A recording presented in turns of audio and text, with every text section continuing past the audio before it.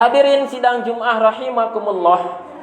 Satu peristiwa besar di bulan Rajab yang senantiasa diingat oleh kaum muslimin adalah peristiwa Isra Mi'rajnya Kanjeng Nabi Muhammad sallallahu alaihi wasallam.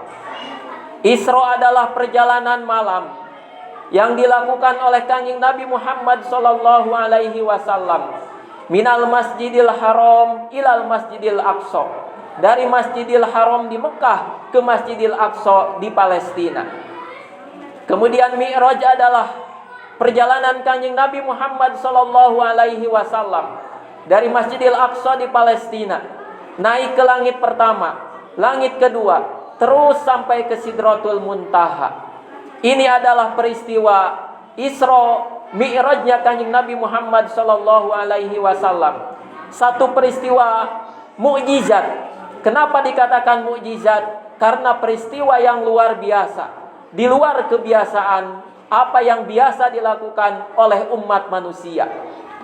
Peristiwa ini diabadikan oleh Allah Subhanahu wa taala di dalam Al-Qur'an. Surah Al-Isra, Allah Subhanahu wa taala berfirman, "A'udzu billahi minasyaitonir rajim. Bismillahirrahmanirrahim.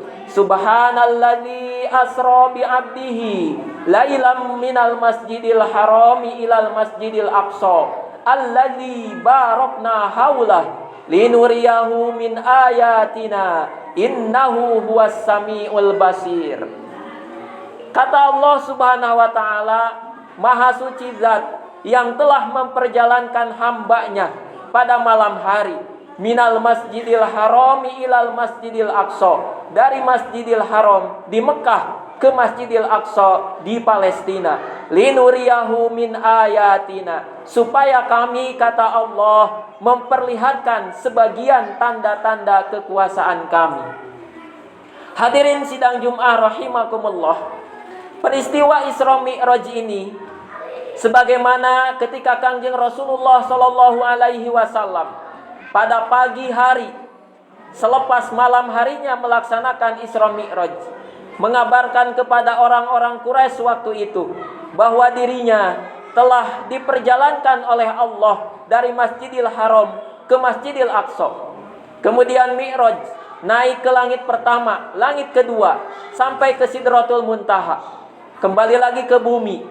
Kemudian orang-orang yang mendengar apa yang diinformasikan oleh Kanjeng Rasulullah sallallahu alaihi wasallam ini banyak yang meragukannya. Tidak sedikit yang tidak percaya akan peristiwa Isra Mi'rajnya Kanjeng Rasulullah sallallahu alaihi wasallam ini. Karena apa? Peristiwa ini sebagaimana tadi dikatakan adalah peristiwa yang luar biasa.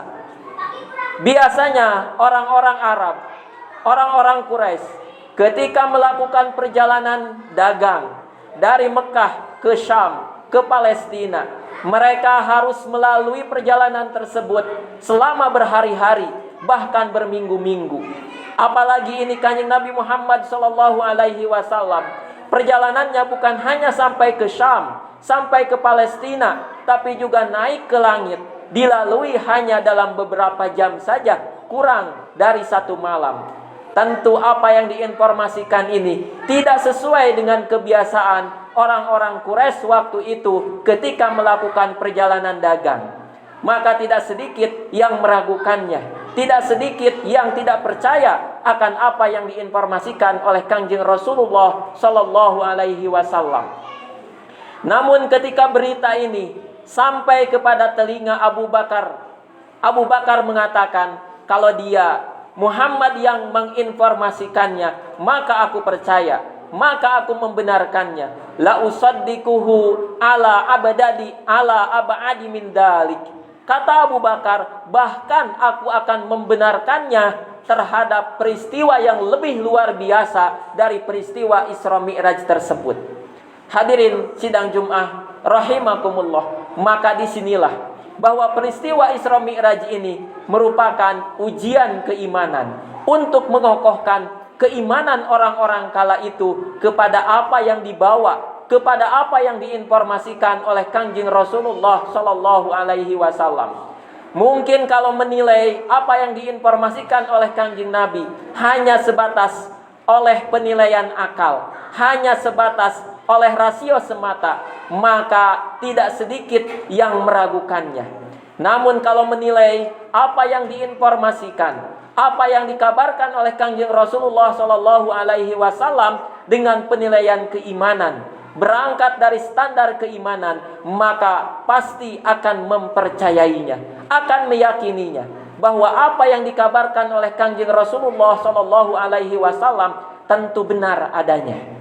Hadirin sidang Jum'ah rahimakumullah, maka peristiwa Isra Mi'raj pun harusnya memberikan pelajaran kepada kita semua, umat Kangjeng Rasulullah Shallallahu Alaihi Wasallam, berkaitan dengan keimanan, bahwa kita harus mempercayai, meyakini apapun yang diinformasikan, apapun yang dibawa oleh Kangjeng Rasulullah Shallallahu Alaihi Wasallam, meskipun itu di luar rasio akal kita yang terbatas. Apapun yang dibawa, apapun yang diinformasikan oleh Kangjeng Rasulullah Shallallahu Alaihi Wasallam, maka kita harus membenarkannya. Inilah dampak, inilah konsekuensi kita mengimani Kangjeng Rasulullah Shallallahu Alaihi Wasallam. Hadirin sidang Jum'ah rahimakumullah, maka jika hari ini masih ada sebagian orang yang meragukan akan kebenaran Islam, maka dipertanyakan keimanannya kepada Kangjeng Rasulullah Shallallahu Alaihi Wasallam.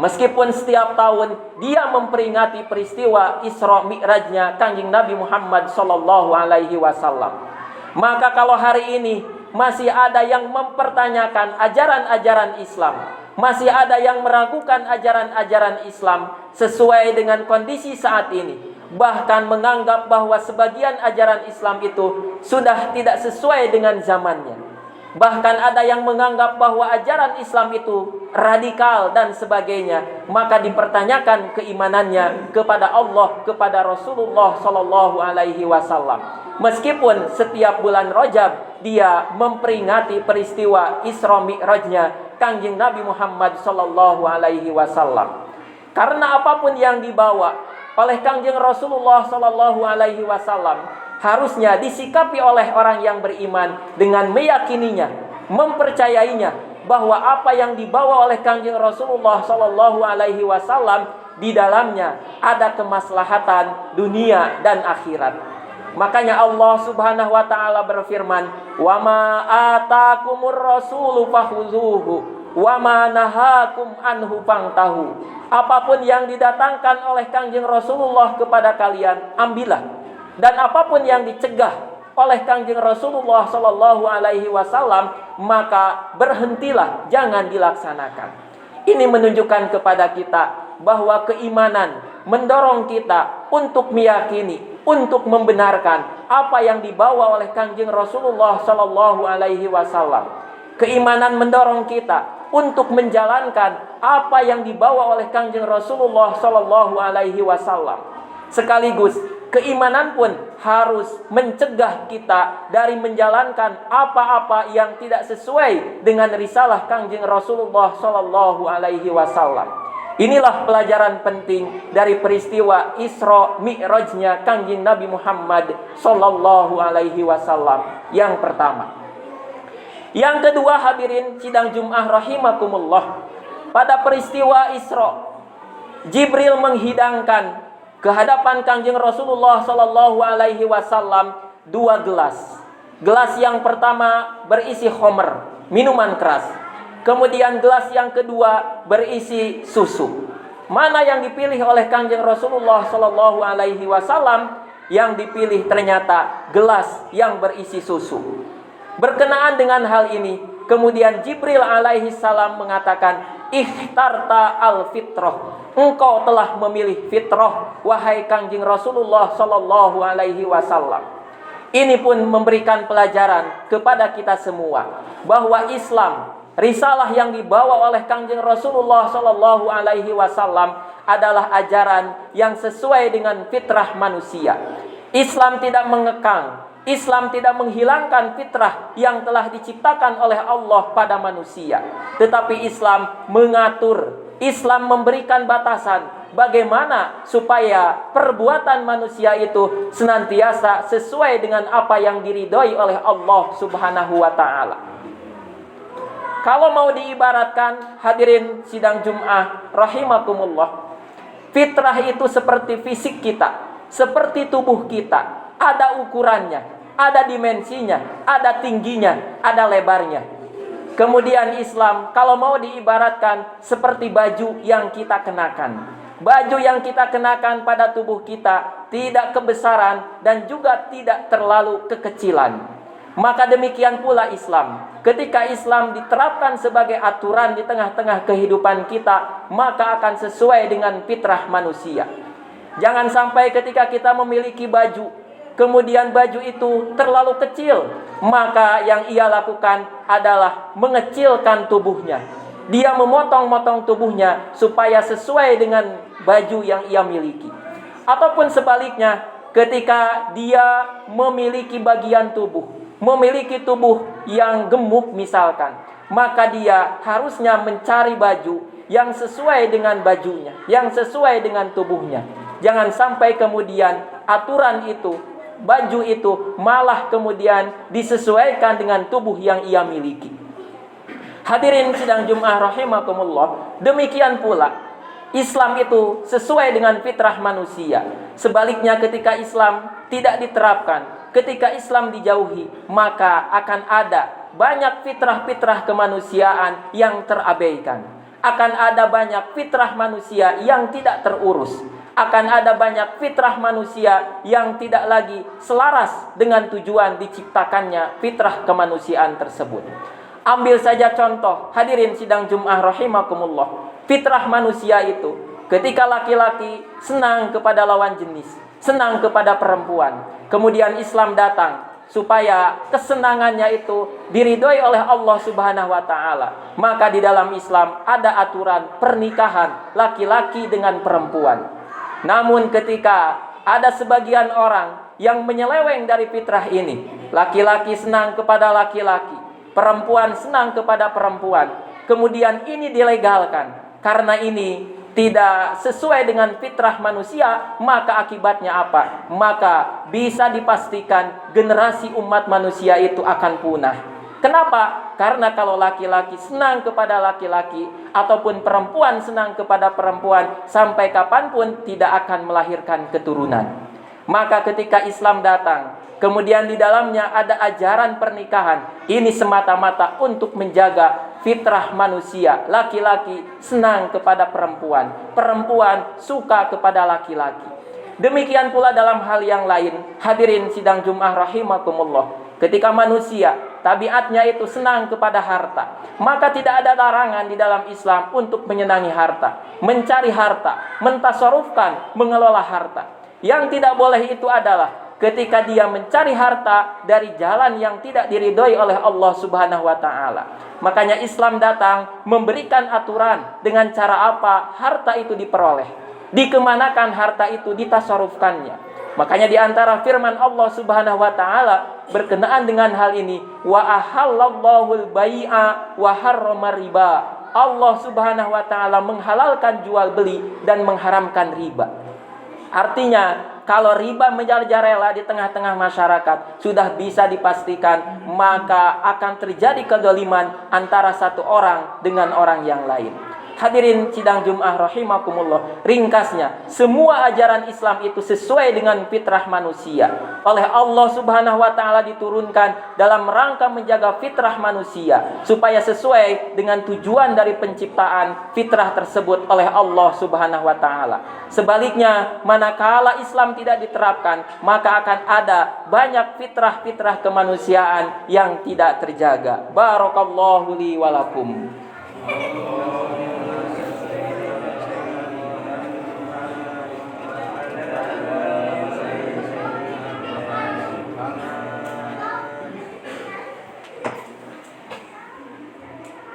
Alhamdulillah, alhamdulillahi kafa, alhamdulillahi arsala rasulahu bil huda wa dinil haq liyuzhirahu 'alad dini kullih walau karihal musyrikun.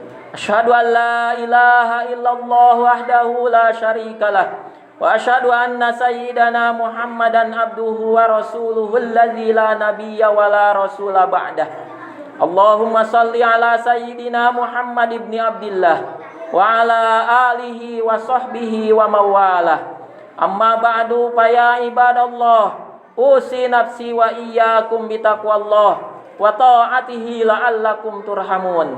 Faqala ta'ala fil Qur'anil Karim, a'udzu billahi minasy syaithanir rajim. Ya ayyuhalladzina amanu taqullaha haqqa tuqatih wa la tamutunna illa wa antum muslimun.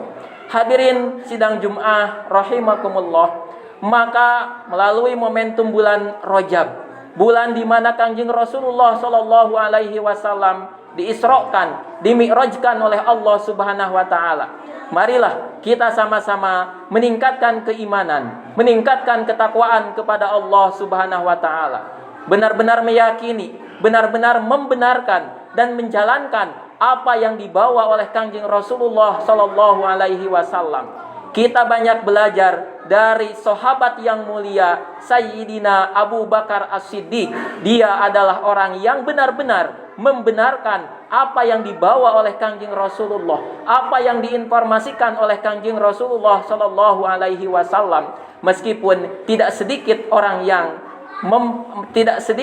yang meragukannya. Maka melalui momentum bulan Rajab, momentum bulan di mana Kangjeng Rasulullah diisrokan dan dimi'rajkan, maka marilah kita sama-sama berusaha untuk menjadikan Islam, risalah yang dibawa oleh Kangjeng Rasulullah sallallahu alaihi wasallam itu sebagai pedoman kehidupan kita. Karena Islam diturunkan sesuai dengan fitrah kemanusiaan. Sebaliknya, jangan heran manakala banyak di antara kita yang tidak hirau lagi, yang abai dengan ajaran-ajaran Islam, maka akan ada banyak ketimpangan, akan ada banyak kezaliman, akan ada banyak fitrah manusia yang terabaikan. Hadirin sidang Jumat rahimakumullah, akhirnya marilah kita sama-sama bermunajat kepada Allah Subhanahu wa taala. Mudah-mudahan kita diberikan keteguhan iman, diberikan keistiqomahan untuk bisa menjalankan apa yang diperintahkan dan menjauhi apa yang dicegahnya. Innallaha wa malaikatahu yusholluna 'alan nabi. Ya ayyuhalladzina amanu shallu 'alaihi wa sallimu taslima. Allahumma shalli ala sayyidina Muhammad wa sallim wa radiyallahu tabaraka wa ta'ala an kulli sahabati Rasulillahi ajmain. Amin ya Allah ya rabbal alamin. Allahumma ighfir lil muslimina wal muslimat wal mu'minina wal mu'minat al ahya'i minhum wal amwat. Allahumma arinal haqqa warzuqna tiba'ah wa arinal batila warzuqna jitinabah. Allahumma ya muqallibal qulub tsabbit qulubana ala dinika wa ala ta'atik. Allahumma a'izzil islam wal muslimin wa ahlikil kafarata wal mubtadi'ata wal musyrikin wa dammir a'da'aka a'da'ad-din. Rabbana hab lana min ladunka rahmah wa hayyi lana min amrina rasyada. Rabbana hab lana min azwajina wa dzurriyyatina qurrata ayun waj'alna lil muttaqina imama. Rabbana atina fid dunya hasanah wa fil akhirati hasanah wa qina adzabannar. Ibadallah, innallaha ya'muru bil adli wal ihsan wa ita'i dzil qurba wa yanha 'anil fahsya'i wal munkari wal baghi. Ya'idzukum la'allakum tadhakkarun wa la dzikrullahi akbar. Astaghfirullahal azim li wa lakum.